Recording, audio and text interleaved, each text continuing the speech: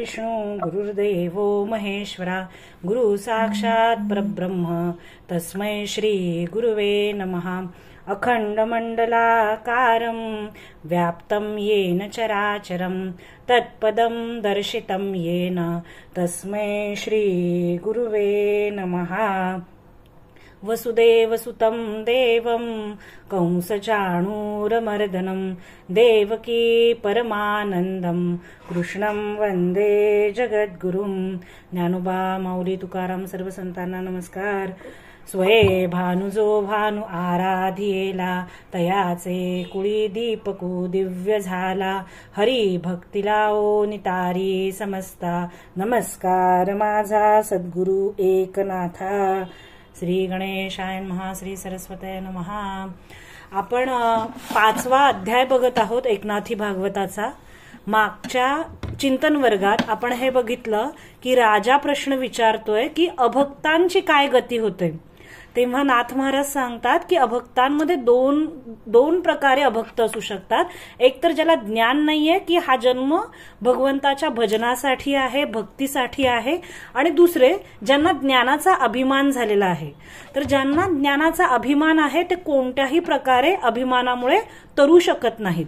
पण अज्ञानी जीव जर संतांच्या चरणाशी विनटला तर त्याचा तत्काळ उद्धार होतो. मग नाथ महाराजांनी संत संगतीची महती किती आहे हे सांगण्यासाठी आपल्याला सांगितलं की भगवंताची प्राप्ती ही खूप कठीण आहे. त्या तुझ्या प्राप्ती लागी कपाटे सदा सेविती योगी एक ते झाले भोग विरेगी एक ते त्यागी सर्वस्व. म्हणजे त्या भगवंताच्या प्राप्तीसाठी कोणी गिरीकंदरात जाऊन बसतं, तर कोणी सगळे भोग सोडून देतं, तर कोणी सर्वस्वाचा त्याग करतं. वेगवेगळ्या साधनांचा अवलंब करतात.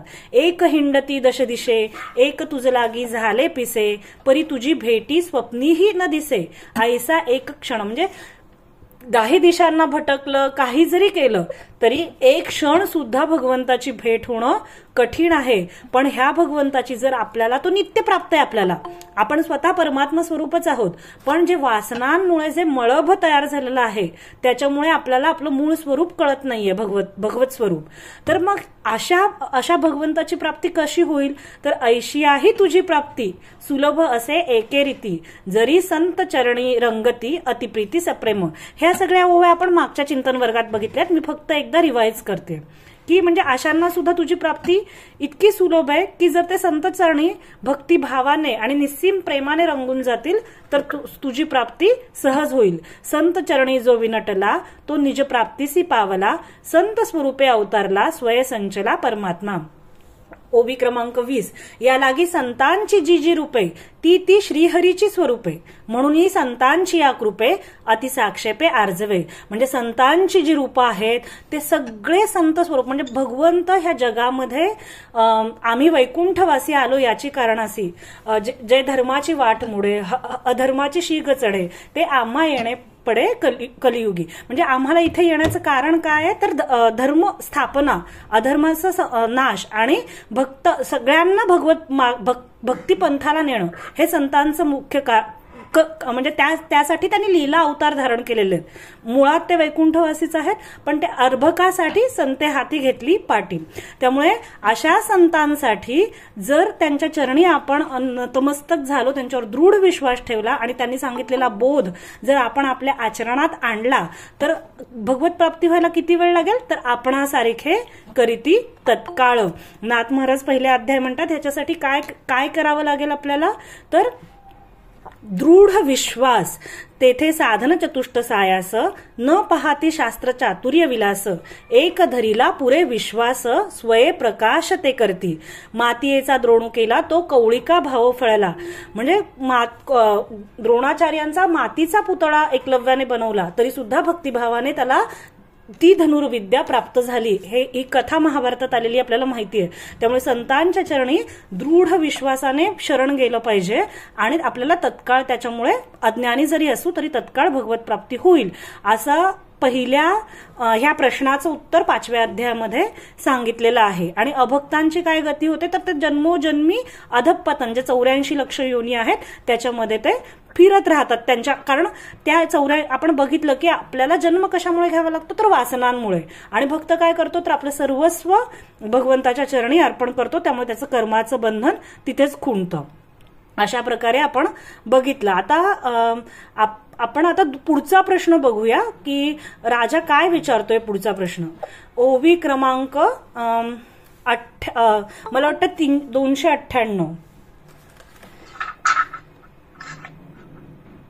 298 बघा.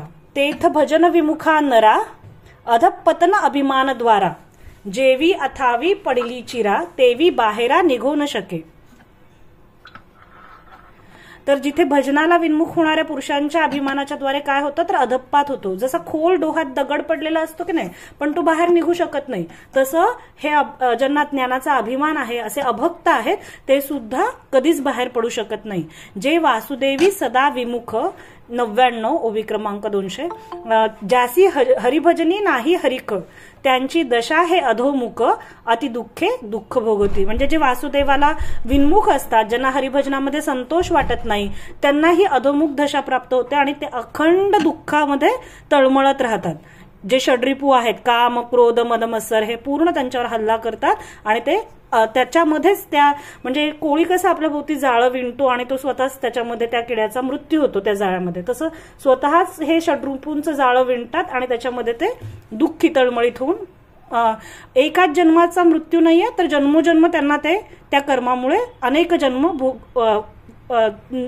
नीच योनींमध्ये जन्म घ्यावा लागतो, म्हणजे अधःपतन होतं. ओवी क्रमांक 303 यावरी आता नृपनाथा वक्ता आणि समस्त श्रोता राम स्मरणे तत्वता वाचेसी प्रायश्चित्ता सर्वे कीजे. म्हणजे जेव्हा आपण एखाद्याचा दोष बोलतो तेव्हा आपल्याला वाचिक पाप लागतं. दोषांचा उच्चार हा अतिशय म्हणजे देह शुद्ध करोनी भजनी भजावे आणिकांचे नाठवावे दोषगुण.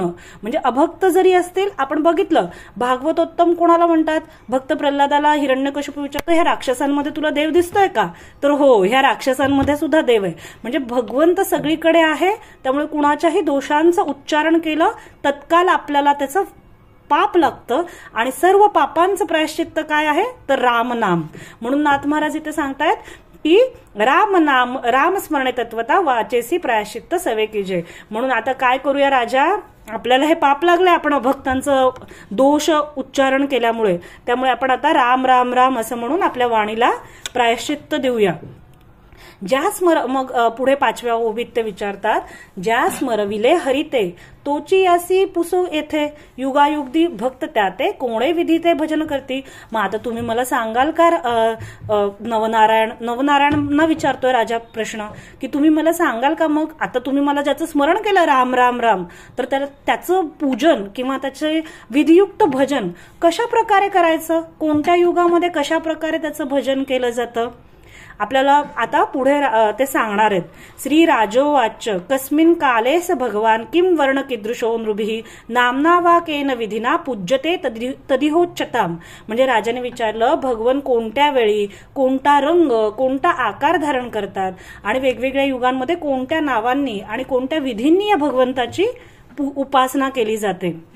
मग ते सांगायला लागतात की ज्याचे निस्मरणे तत्वता कर्मा कर्मे नुधाविती माथा. म्हणजे आपण बघितलं की भक्तांचं जन्ममरण परंपरा का खुंटते तर ते तत्काळ कर्मबंधनातून मुक्त होतात. म्हणजे ज्याचं स्मरण जरी केलं, स्मरण मात्र ठीक आहे, तरी सुद्धा सगळे कर्म बंधन निघून जातात. त्या भगवंताची कथा माझी हिताले की सांगा, त्या भगवंताची कथा माझ्या हिताकरता सांगाल का, काय कथा सांगाल तर तो परमात्मा श्रीहरी. पुढची ओवी क्रमांक 307 जो परमात्मा श्रीहरी तो सृष्ट्यादी युगयुगांतरी कोणे नामे रूपे वर्णाकारी भक्त कैशापुरी पूजिती. तो परमात्मा श्रीहरी सृष्टीच्या आरंभी किंवा युगायुगांतरामध्ये कोणत्या नावाने कोणत्या रूपाने किंवा कोणत्या वर्णाने अवतरित होतो, कोणत्या रीतीने भक्त त्याची पूजा करतात आणि ते काळीच्या पूजा कैसेनी यजती अधोक्षजा कवणे विधी करती पूजा. ते योगी राजा सांगिजे. म्हणजे तत्कालीन लोक त्या भगवंताचं, त्या अधोक्षज हे भगवंताचं नाव आहे, तर त्याचं कशा प्रकारे यजन करतात, कशी उपासना करतात. हे योगेश्वरा, हे नवनारायण कोण आहेत? साक्षात योगेश्वर आहेत, साक्षात नारायण स्वरूप आहेत ते. तर त्यांना विचारतात की तुम्ही योगीराज आहात, तर तुम्ही मला ह्याचं उत्तर सांगाल का? तर ऐकोनी रायाचे वचन संतोषले अवघे जण. त्यांना खूप आनंद झाला राजाचा हा प्रश्न ऐकून. जाणोनी हरिगुणांचा प्रश्न कनिष्ठ करभाजन बोलता झाला. म्हणजे जो त्या नवनारायणापैकी करभजन नावाचे जे मुनी आहेत, जे योगेश्वर आहेत, ते ह्या प्रश्नाचं उत्तर द्यायला त्यांनी सुरू केली. श्री करभाजन उवाच कृतम त्वैता द्वापारं च कलिरित्येषु केशवः नानावर्णाभिधिकारो नानैव विधिनेज्यते. करभजन म्हणाले की सत्य, त्रेता, द्वापार, कली अशी 4 युग आहेत आणि या युगांमध्ये भगवंताचे वेगवेगळे रंग असतात, वेगवेगळे नावं असतात, वेगवेगळे रूप असतात आणि वेगवेगळ्या विधींनी या भगवंताची या 4 युगांमध्ये पूजा केली जाते. नाना वर्ण नानाकारे, ओवी क्रमांक 312. नाना वर्ण नानाकारे नाना नाम नानोपचारे कृतत्वेता द्वापारे भक्त निर्धारे केशवू यजती. म्हणजे ह्या कृत, त्रेता, द्वापार ह्या सगळ्या 4 युगांमध्ये वेगवेगळ्या प्रकारांनी भगवंताची पूजा केली जाते. ककार ब्रह्मा, वकार विष्णू. आता केशव या नावाचं संधी विग्रह इथे सांगितलेला आहे. ककार ब्रह्मा आपण बघितलं, 4थ्या अध्यायामध्ये बघितलं की पहिला भगवंताचा जो अवतार आहे तो पुरुषोत्तम आहे, तो विराट पुरुष आहे. त्या विराट पुरुषापासून, त्या पुरुषोत्तमापासून ब्रह्मा, विष्णू, महेश ह्यांची निर्मिती झालेली आहे. तर त्याचा संदर्भ इथे नाथ महाराज परत सांगतात की ककार आहे केशवामध्ये. ककार कोण आहे? तर ब्रह्मा. वकार कोण आहे? तर वकार विष्णू. शकार स्वयत्रियनयनू केशवतो गुणविहीनू प्रकाश पूर्णी तिहिंसा. म्हणजे हे 3 गुणांमध्ये प्रकट झालेत, पण जो मूळ केशव आहे तो कसा आहे? गुणातीत आहे आणि तो ह्या तिघांना प्रकाशमान करतोय. प्रकाश पूर्ण तिहीचा. केशव केवळ अर्धमात्रा नये व्यक्ता व्यक्त उच्चारा व्यापे विण व्यापकू खरा सभायभ्यंतरा एकत्वे. म्हणजे हा केशव कसा आहे? तर ह्या तिहींचा प्रकाशक आहे. तो व्यक्त पण नाहीये, तो अव्यक्त पण नाहीये, तो व्याप्य पण नाहीये, तो व्यापक. आपण त्रिपुटी बघितल्या. व्याप्य म्हणजे सगळ्यांना जो व्यापून उरतो त्याला म्हणायचं व्याप्य, आणि जी क्रिया आहे व्यापून उरण्याची त्याला म्हणायचं व्यापक. ठीक आहे. तर ह्या दोघांच्या पलीकडचा केशव आहे. ठीक आहे. म्हणजे आपल्याला एक श्लोक आपण लहानपणापासून ऐकतो नाही का? आकाशात पतितम तोयम यथा गच्छति सागरम सर्वदेव नमस्कारम केशवम प्रतिगच्छति. तर कुठेही आपण नमस्कार केला तर हा केशव कसा आहे? गुणातीत आहे. ब्रह्मा, विष्णू, महेश यांचा पूर्ण प्रकाशक आहे. व्यक्त, अव्यक्त ह्यांच्या पलीकडे आहे. व्याप्य, व्यापक सगळ्या त्रिपुटींच्या पलीकडे आहे. आणि कुठेही नमस्कार केला, जसं आकाशातून पडणारं पाणी हे समुद्रालाच मिळतं, तसं कुठेही नमस्कार केला तरी वासुदेव सर्वमिती सगळीकडे तो भगवंतच आहे. त्यामुळे तो नमस्कार भगवंताप्रतीच. म्हणूनच आपण मगाशी अभक्तांचं जेव्हा दोष उच्चारण केले तर सगळीकडे भगवंत आहे, त्यामुळे आपण वाणीला रामनाम घेऊन प्रायश्चित्त केलं त्या दोषांचं. कारण शेवटी सगळीकडे भगवंत आहे, सगळीकडे एकच परब्रह्म आहे. हेच सगळ्या संतांचं, सद्गुरूंचं वारंवार त्यांना हाच बोध आपल्या हृदयावर, बुद्धीवर ठसवायचा आहे. ठीक आहे.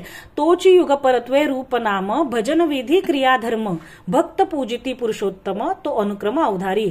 म्हणजे तोच युग परत्वे भिन्न भिन्न नाम रूप धारण करतो आणि त्या पुरुषोत्तमाची भक्त लोक नाना प्रकारच्या भजन विधींनी क्रियाधर्माने पूजा करतात. सत्ययुग ओवी क्रमांक 316. सत्ययुगाला कृतयुग असंही म्हणतात. म्हणजे इथे ओवीमध्ये कृतयुग आलंय, पण हे सत्ययुगाचं वर्णन आहे. ठीक आहे. कृतयुगी श्वेत वर्णधर जटिल चतुर्भुज वल्कलांबर दंड कमंडलांकित कर अजिन ब्रह्मसूत्र अक्षमाला हाती. कृतयुगात ह्याचं वर्ण कसं आहे? तर गौरवर्ण आहे. श्वेतवर्ण म्हणजे गौरवर्ण.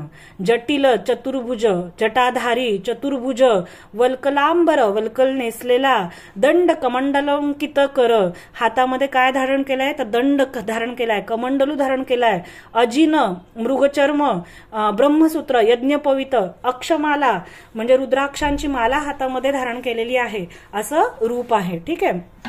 ब्रह्मचर्ये दृढ व्रत ये चिन्ही चिन्हांकित, परमात्मा मूर्तिमंत भक्त यापरी यजती. म्हणजे कडक ब्रह्मचर्य व्रत धारण करणारा अशा ह्या मूर्तिमंत परमात्म्याचं कृतयुगामध्ये म्हणजे सत्ययुगामध्ये पूजन करतात.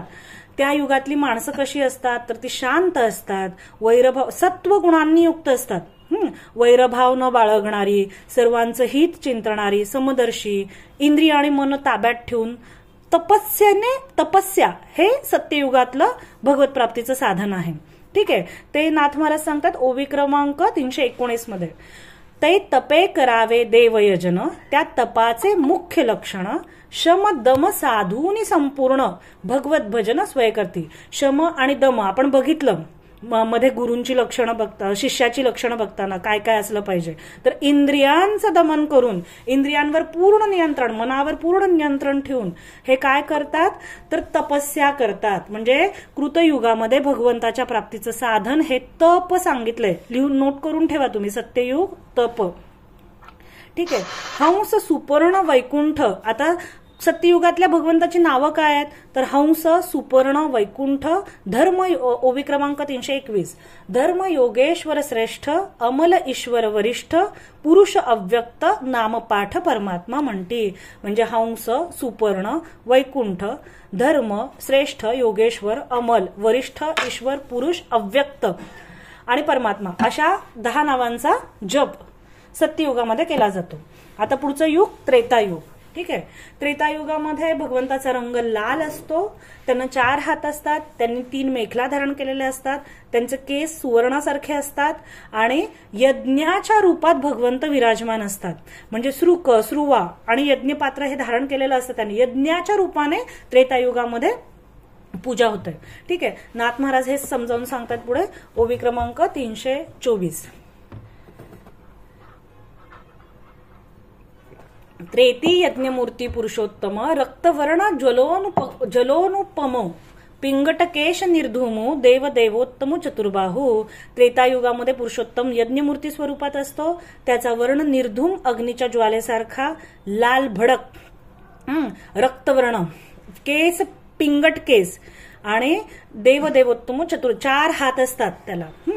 तया यज्ञपुरुषा निर्मळा, त्रिगुणांची त्रिमेखळा, वेदत्रयीचा पूर्ण मेळा, मूर्तीचा सोहळा तदात्मकची. या यज्ञपुरुषाला 3 पदरी मेखला असतात आणि 3 वेदांचं ऐक्य असा त्याचा, अशी जणू त्याची वेदत रूपाने मूर्ती असते. वेदत्रयीचा पूर्ण मेळा अशी त्याची मूर्तीचा प्रकार आहे.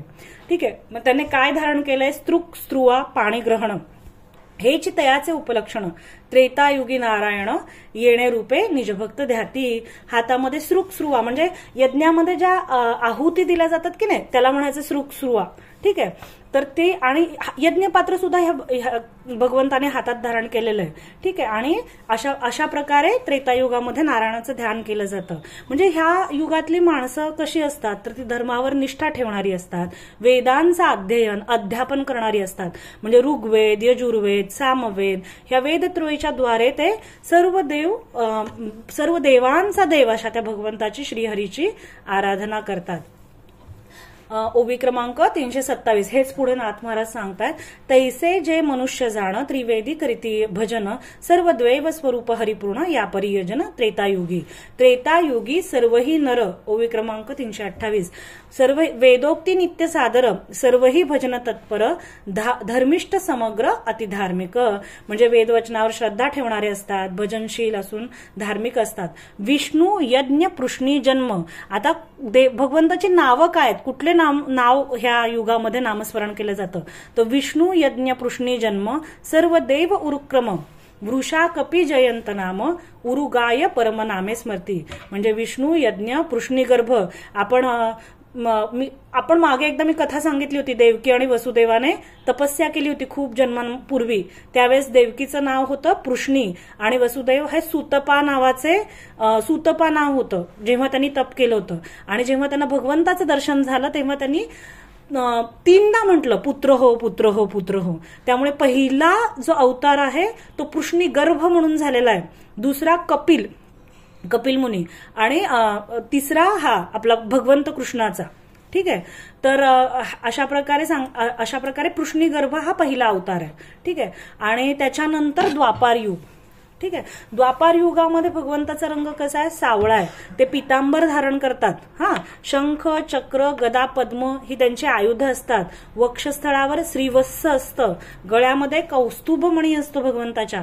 ठीक आहे. त्याचं वर्णन नाथ महाराज करतात. ओवी क्रमांक 332 मध्ये नाथ महाराज द्वापार युगातल्या भगवंताचं वर्णन करतात.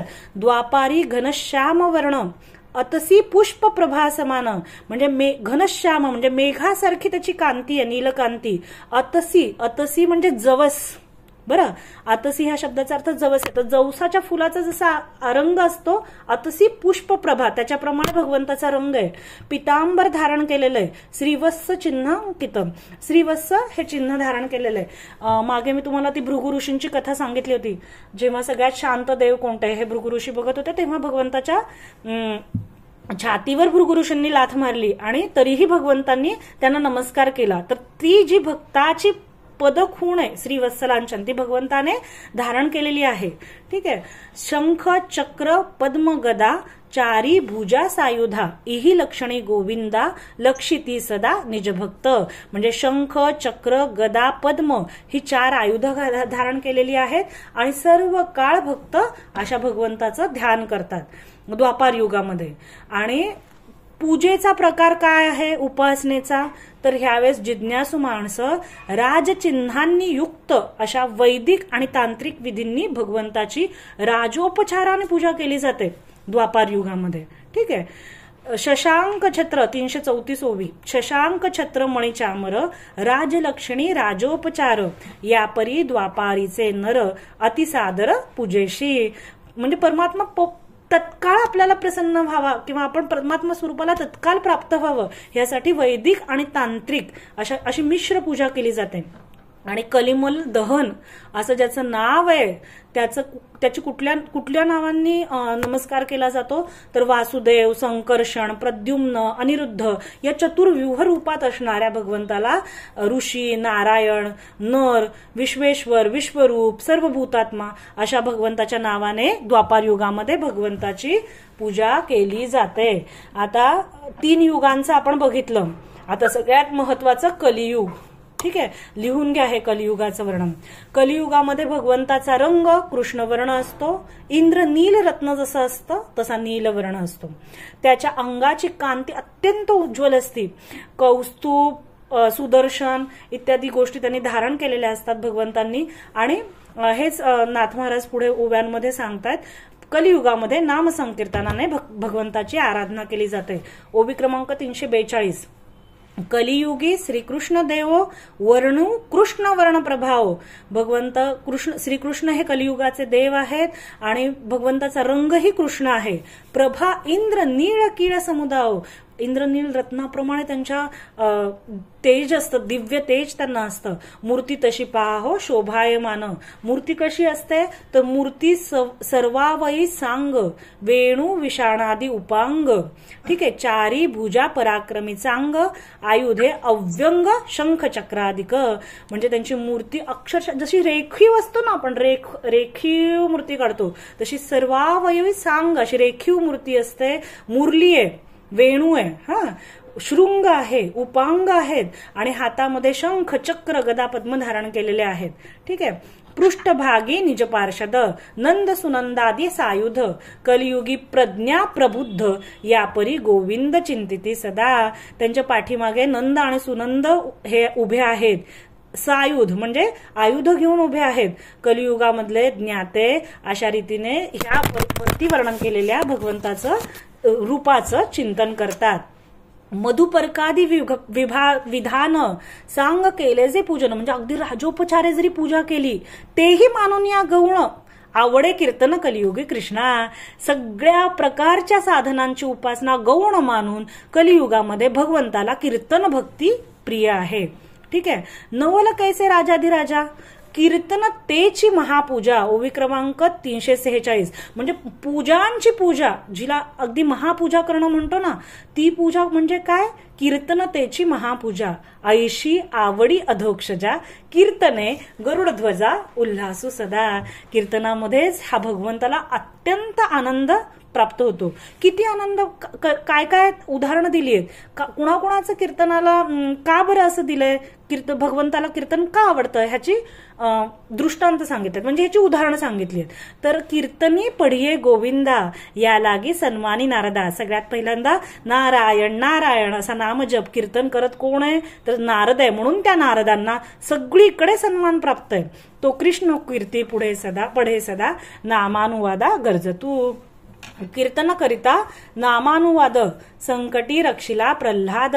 आपण बघितलं ह्या खांबामध्ये देव आहे का? तत्काळ त्याच्या कीर्तनाला प्रसन्न होऊन तिथून जो चराचरामध्ये व्याप्त असणारा, आपण बघितलं वती कसा आहे भगवंत, व्यक्त अव्यक्त सगळ्यांच्या पलीकडे आहे. केशव आहे तो, पूर्ण तिन्हींना प्रकाशित करणारा. पण असा भगवंत सगुण रूप धारण करून निर्जीव खांबामधून सुद्धा प्रल्हादाच्या कीर्तनाला संतुष्ट होऊन प्रकट झाला आणि छेदी भवबंध दासांचा, आणि तत्काळ दासांचं रक्षण करतो देव. गजेंद्रे नामस्मरण करिता पावला नारायण.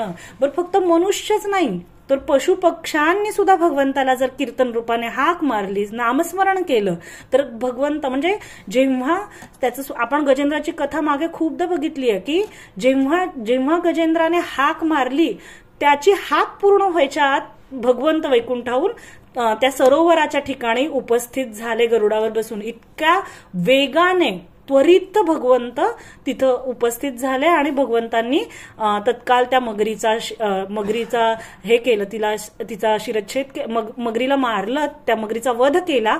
खरं वध म्हणता येणार नाही, कारण तिने गजेंद्राचे पाय पकडले होते. म्हणजे पुढची कथा अशी आहे की भक्ताचे पाय पकडले होते, त्यामुळे तिचाही पुढे उद्धार झालेला आहे, तिलाही उत्तम गती प्राप्त झालेली आहे. म्हणजे भक्तांचं काय ते भलतिया भावे, कोणत्याही भावाने जरी भक्तांची संगती घडली तरी उद्धार हा नक्की आहे. अशा प्रकारे गजेंद्राचं वर्णन बघितलं आपण. त्याच्यानंतर अधमाधम अतिविखटी, तोंडा रामू आला अवचटी, ते गणिका की वैकुंठी कृष्ण नामासाठी सरती केली. माऊली सुद्धा म्हणतात आणि तुकोबांचा पण एक अभंग आहे की एक गणिका होती जिने आपल्या पोपटाचं नाव राघू ठेवलं होतं.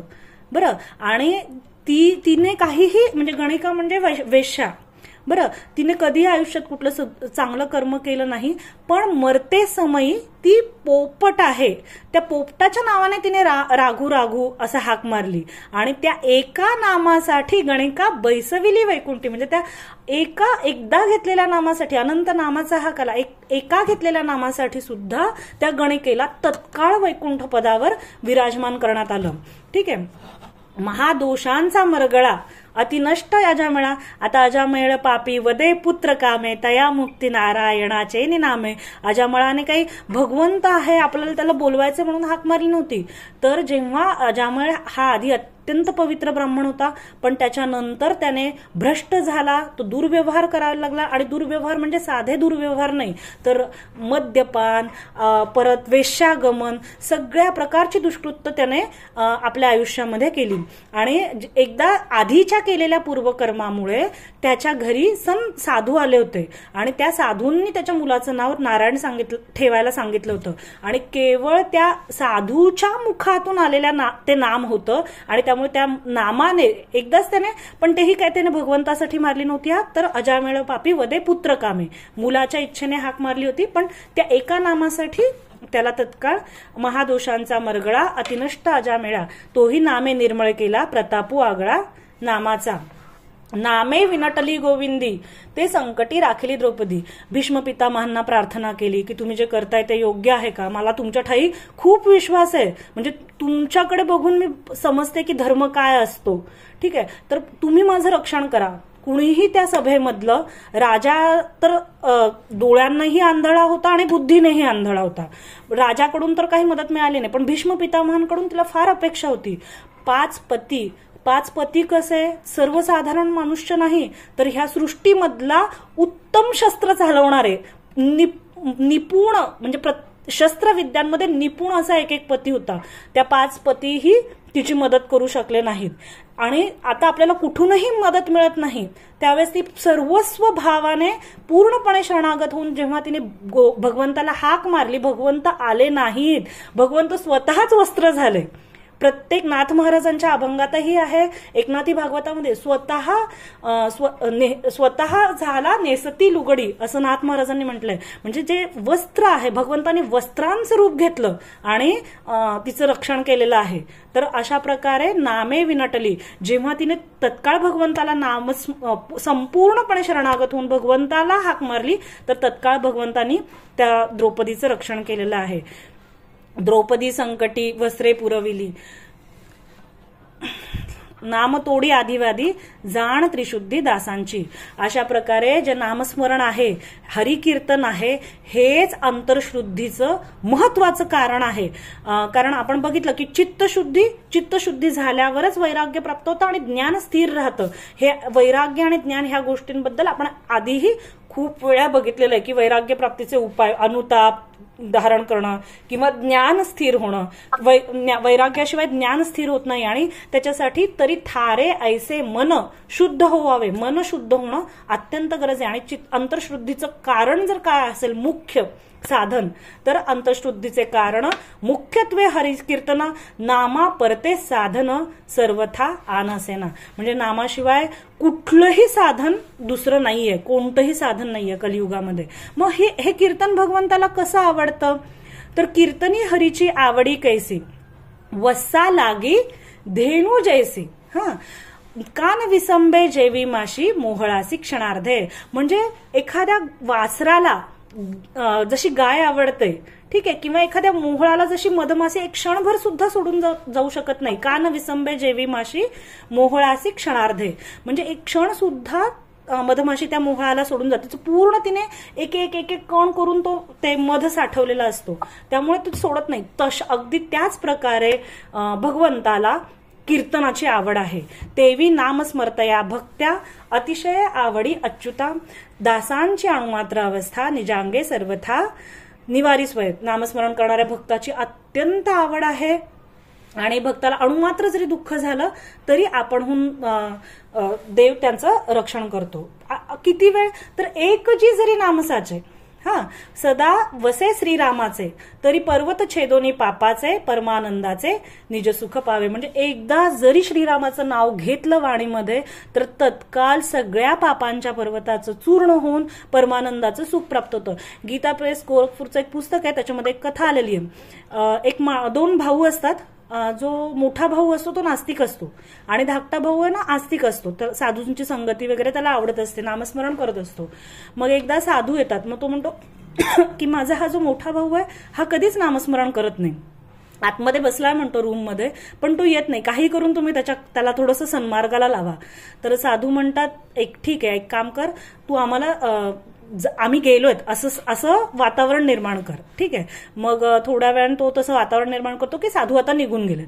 साधू निघून गेले असं वाटलं, घरातलेही सगळे बाहेर गेलेत असं म्हटल्यावर तो दार उघडतो मोठा भाऊ आणि बाहेर येतो. बाहेर आल्यानंतर साधू आतमधून कडी लावतात आणि त्याचा हात पकडतात घट्ट. म्हणतात आता एकदा तरी रामनामाचा उच्चार कर. तो म्हणतो नाही करणार.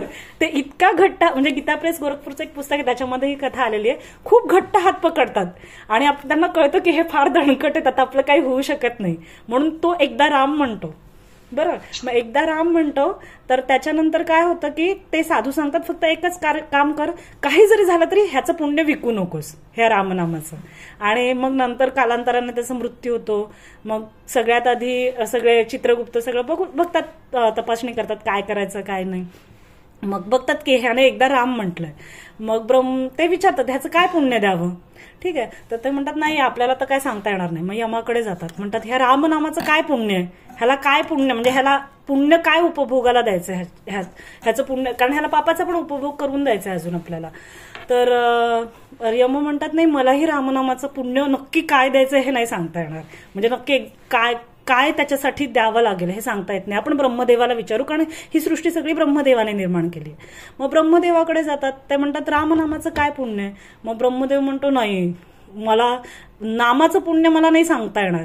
शंकर ना नेहमी भगवंताचं नाव घेतात, रामनामाचा जप करतात. आपण एक काम करू, शंकरांकडे जाऊ.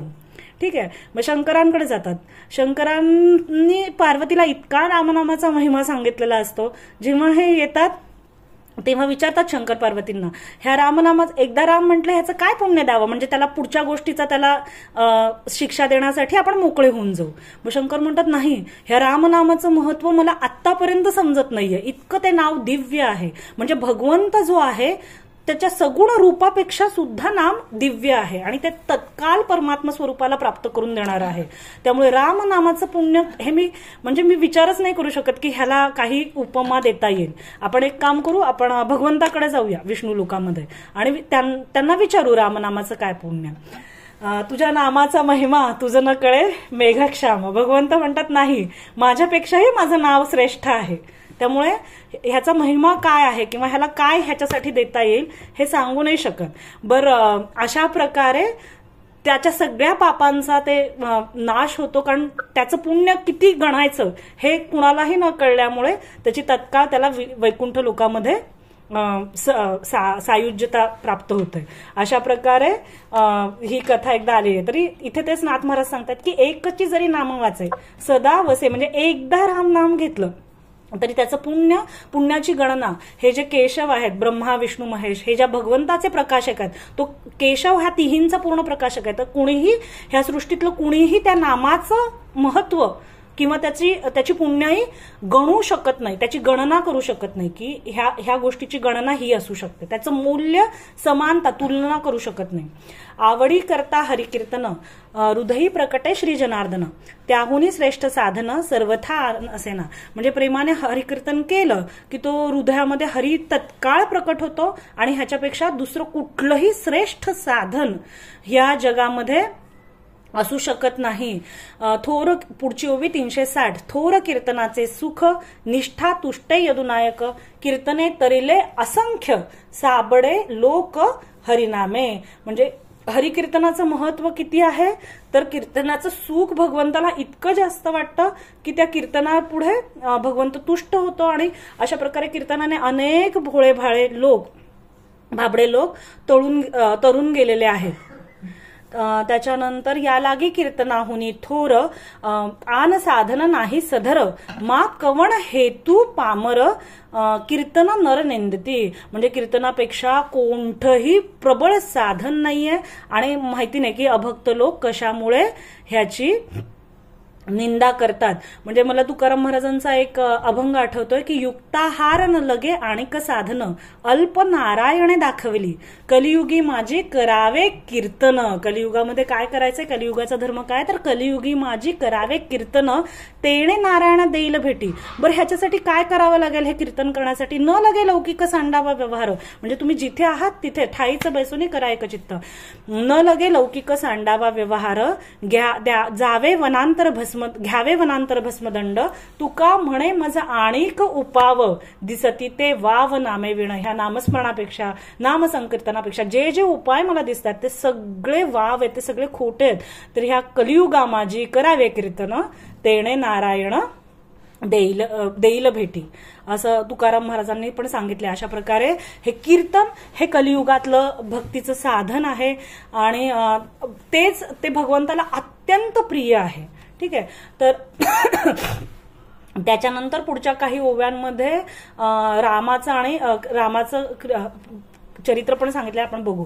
तर ओवी क्रमांक 65. ठीक आहे, तर याच्यासाठी करतात बरे नाना अवतार अतिगहन, त्यात श्रीराम का भगवान कृष्ण, यांचे चरित्र अतिपावन, त्यांचे चरणवंदन सांगेन. म्हणजे भगवंताचे खूप अवतार झालेले आहेत, पण राम आणि कृष्ण ह्यांच्या चरित्राचं वर्णन आणि ह्यांचं चरणवंदन जे करतात ते अत्यंत पावन आहेत. किती पावन आहेत, तर लय लक्षण, लक्षे ध्यान लक्षणे. लय म्हणजे वृत्तीचा लय करायचा असतो आपला. आपण बघितलंय की आपण ह्याच्याही आधी बघितलंय की आपल्याला मानसिक, बौद्धिक, शारीरिक, आध्यात्मिक सर्व कोशांचा विकास करायचा आहे. त्याच्यासाठी आपली वृत्ती जी इकडे तिकडे चंचल होते, जे मन आपलं भटकतंय त्याला एकाग्र करायचंय. तर हे जे वृत्ती लय करण्याची गोष्ट आहे किंवा ध्यान करायची लक्षणं, लय लक्ष ध्यान लक्षणे म्हणजे प्रत्येक आत्मानुसंधान असतं, देव देवता यांचं ध्यान असतं, सगुणांचं निर्गुणांचं, ओंकाराचं पण ध्यान असतं.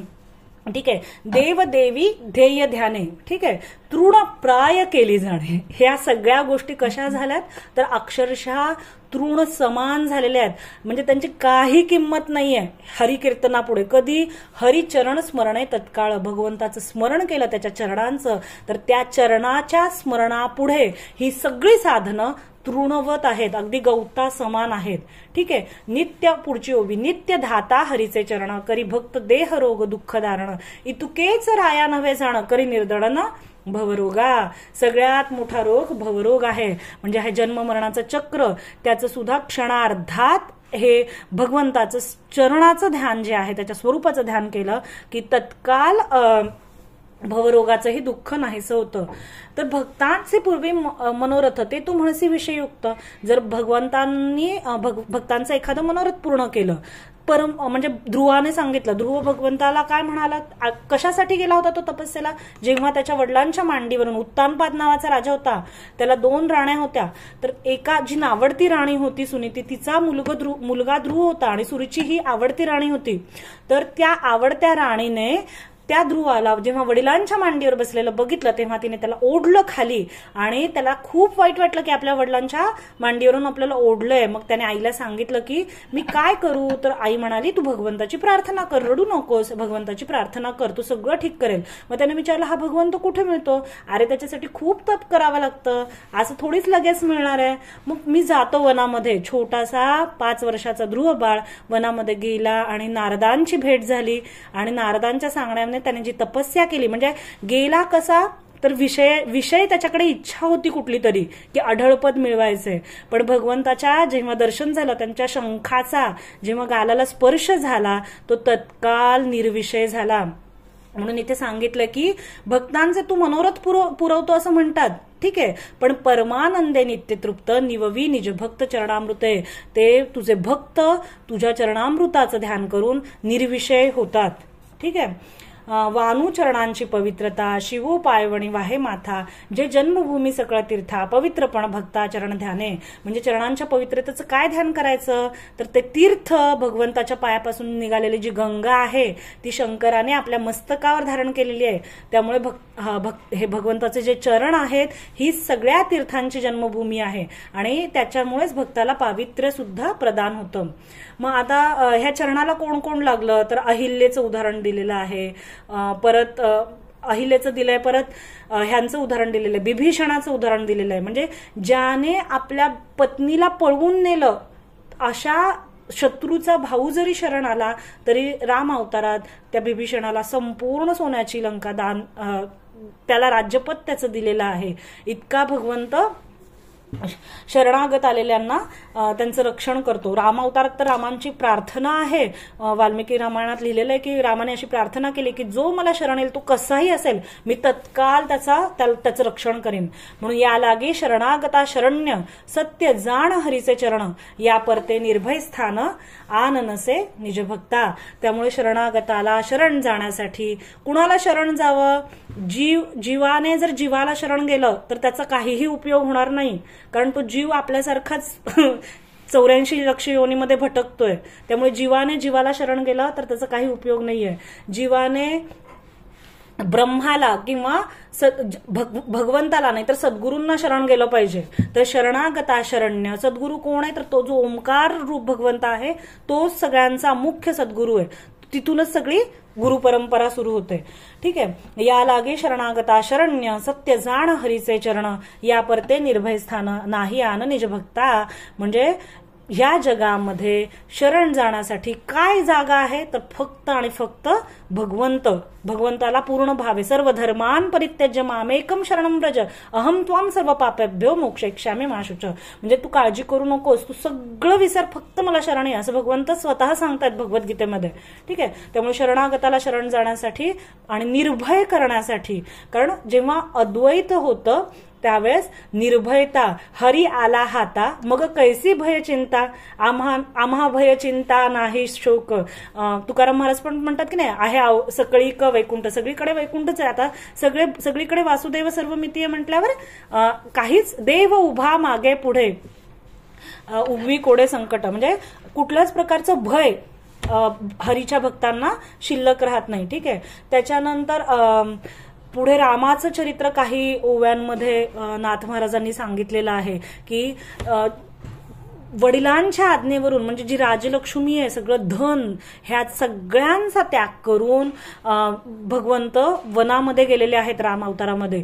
ही कथा आपल्याला हे चरित्र माहिती आहे, त्यामुळे आपण पुढच्या ओव्या बघू. पुढच्या काही 10-15 ओव्यांमध्ये रामाचं हे चरित्र सांगितलेलं आहे.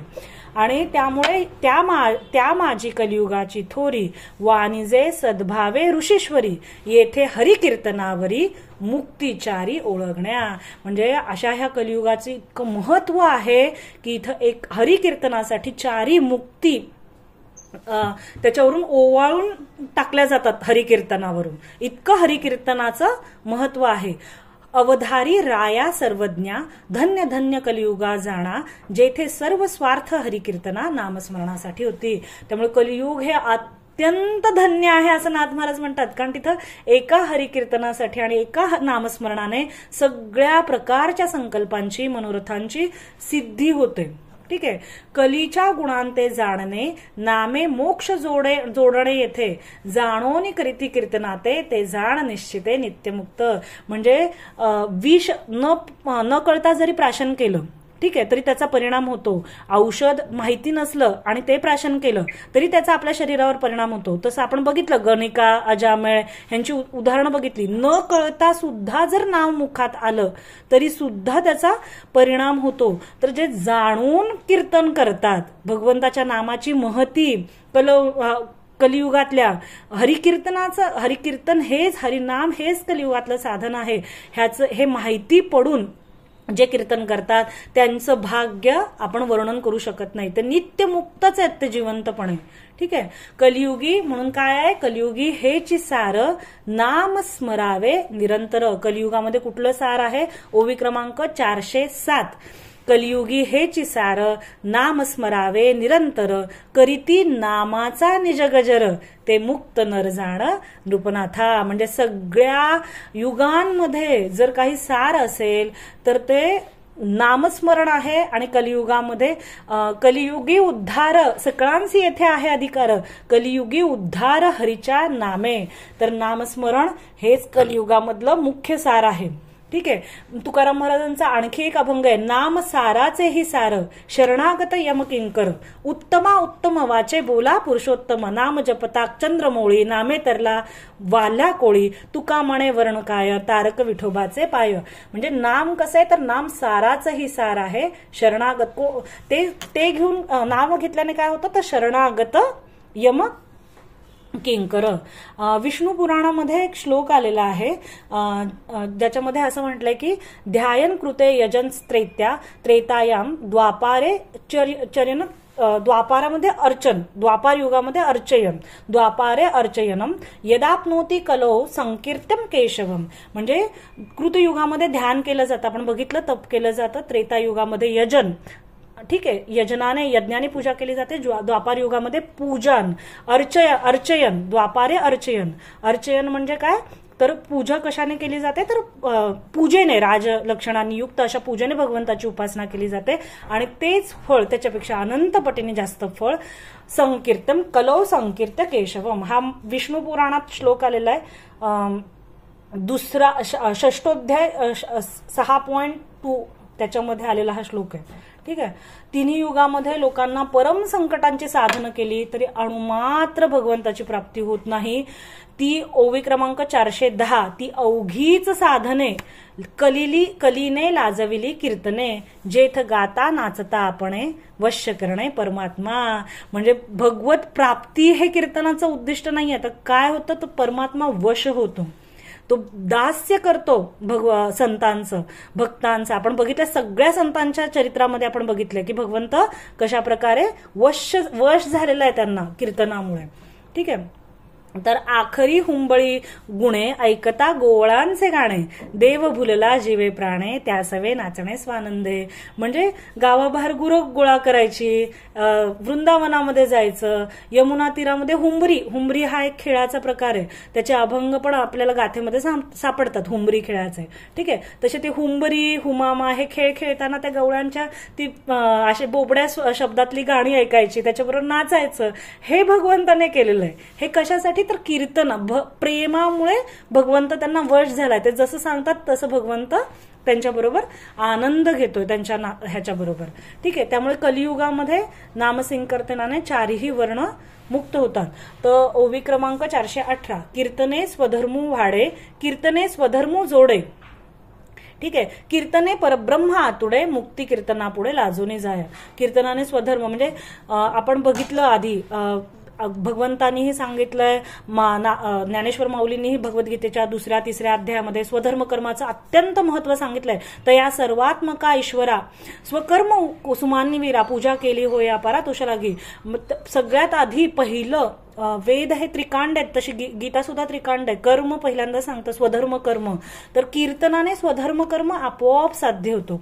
ठीक आहे, कीर्तने स्वधर्म वाढे, कीर्तने स्वधर्म जोडे, कीर्तने परब्रह्म आतुडे, मुक्ती कीर्तनापुढे लाजोनी जाय. कीर्तनानंदे चारी मुक्ती, हरिभक्ता ते वरू येते, भक्त त्या ते उपेक्षिती, तरी पाया लागती दास्यत्वे. कीर्तनामुळे तुका म्हणे नामापसी चारी मुक्ती, ऐसे बहुत ग्रंथी बोलिले. म्हणजे कीर्तनामुळे ह्या मुक्ती ज्या आहेत त्या दास्य करतात भक्तांचं. ठीक आहे, एवढी कीर्तनाचा महिमा आहे. एवढी 420 ओवी क्रमांक, एवढी कलियुगी प्रचिती, कीर्तनाची परमख्याती, राया जाणगा निश्चिती, विकल्पचित्ती झणदर्शी. तू बिलकुलच विचार करू नकोस, कलियुगामध्ये कीर्तनाची ख्याती खरंच खूप मोठी आहे. ठीक आहे, संसार चक्रामध्ये फिरणाऱ्या माणसांना भगवंताच्या नामसंकीर्तनाशिवाय दुसरा कुठलाही लाभ नाहीये. कारण त्यांनी संसार म्हणजे जे सतत चित्तवृत्ती इकडं तिकडं जात आहेत. संसार म्हणजे काय? सतत विषयांचं चिंतन जे चाललेलं आहे त्याचा तत्काळ नाश होऊन परमशांतीचा अनुभव कीर्तनामुळे प्राप्त होतो. आता ह्या कीर्तनामुळे 4 मुक्ती कशा मिळतात ह्याचं वर्णन नाथ महाराज ओवी क्रमांक 425 पासून करतात.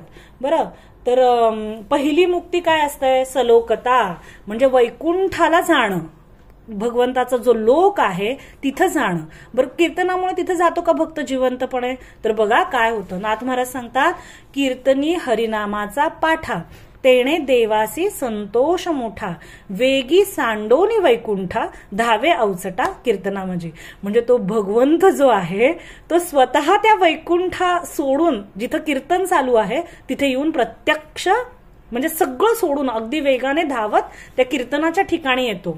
की हरी कीर्तने लोधला देवो, विसरला वैकुंठा जावो, तोची आवडला ठावो, भक्तिभाव देखोनी. म्हणजे इतका त्याला त्या कीर्तनाचा लोभ होतो की तो वैकुंठाला जायला विसरतो आणि तो त्या भक्ताच्या ठिकाणी वैष्णवा घरी देव सुखावला, तिथंच तो त्याला तेच स्थान आवडायला लागतं. ठीक आहे, जेथे राहिला यदुनायक तेथेची ये वैकुंठ लोक. आता जिथं देवच राहिलाय, वैकुंठ तिथं चालत येतं त्या ठिकाणी. ठीक आहे, तेथेची ये वैकुंठ लोक, या परी मुक्ती सलोक, कीर्तने देख पावती भक्त. म्हणजे जिवंत असताना त्याच ठिकाणी वैकुंठ निर्माण होतं. ठीक आहे, अशा प्रकारे अशी सलोकता जी मुक्ती आहे ती भक्तांची दासी होते. नंतर आहे समीपता. समीपता म्हणजे भगवंताशी जवळीक, समीप असणं. अगदी शब्दशः अर्थ जर आपण बघितला तर नाम कीर्तन निजगजरी, भक्ता निकट धावे श्रीहरी, तेची समीपता मुक्ती खरी, भक्तांच्या करी हरिकीर्तने. म्हणजे नामकीर्तनाच्या गजरामुळे भगवंत स्वतःच भक्तांच्या समीप धावून येतो आणि त्यामुळे त्यांना समीपता मुक्ती ही नित्य प्राप्त असते. ठीक आहे, स्वरूपता, भक्तू कीर्तन करी जेणे ध्याने, ते ध्यान दृढ ठसावे मने. म्हणजे आपण कीर्तनाची सुरुवात कसं करतो? सुंदर ते ध्यान उभे विटेवरी, बरोबर. मग ते ध्यान जेव्हा करतो भगवंताचं, त्या क्षणी ती मूर्ती आपल्यामध्ये ठसते. ठीक आहे. तेव्हा देवांची निजचिन्हे भक्ते पावणे संपूर्ण. ज्यावेळेस ध्यानाने आपण कीर्तन करायला सुरुवात करतो ते ध्यान आपल्यामध्ये ठसतं, आपल्या मनामध्ये, आणि देवाची सगळी रूपलक्षणं त्या भक्ताला प्राप्त होतात. कोणती? तर ओवी क्रमांक 432. श्याम चतुर्भुज पितांबरधारी शंख चक्रादी आयुधे करी हे स्वरूपता भक्ता ते वरी कीर्तन गजरी भाळुनी. म्हणजे श्याम सुंदर, चतुर्भुज, पितांबर धारण करणारा, शंख चक्रादी आयुधे हातात घेणारा, अशी स्वरूपता ही त्या भक्ताला त्या कीर्तनामध्येच प्राप्त होते. ठीक आहे. त्याच्यानंतर चौथी मुक्ती आहे सायुज्य मुक्ती, म्हणजे भगवत स्वरूप. ठीक आहे. तर भावे करिता हरिकीर्तन तेणे संतोषे जनार्दन उभयता पडे आलिंगन मिठी परतोनी सुटेना. म्हणजे शुद्ध भावनेने जर हरिकीर्तन केलं तर भगवंताला आनंद होतो आणि देव हृदय एक झाले, ये हृदयचे ते हृदय घातले, एकत्र होतात. ते देव भक्तांना आलिंगन पडे, ती मिठी पुन्हा कधी न सुटे. म्हणजे त्यांना परत कधीही ती मिठी त्यांची सुटत नाही, ते इतके एकरूप होतात. देव ते संत, संत ते देव. तेव्हा सभाई अभ्यंतरी देवो प्रकटे चराचरी दुजे देखावया संसारी सर्वथा उरी उरेना. तेव्हा सभाई अभ्यंतरामध्ये चराचरामध्ये त्यांना तोच भगवंत दिसायला लागतो आणि संसारामध्ये दुसरं काही दिसत नाही. ठीक आहे. वृत्ती स्वानंदी निमग्न परतोनी कदा नव्हे भिन्न सायुज्य मुक्ती या नावपूर्ण जेणे दुजेपणा असेना. ह्याप्रमाणे वृत्ती स्वानंदात मग्न होऊन जाते आणि तिलाच स्वायुज्य मुक्ती असं म्हणतात आणि कुठल्याही प्रकारचा भिन्न भाव राहत नाही.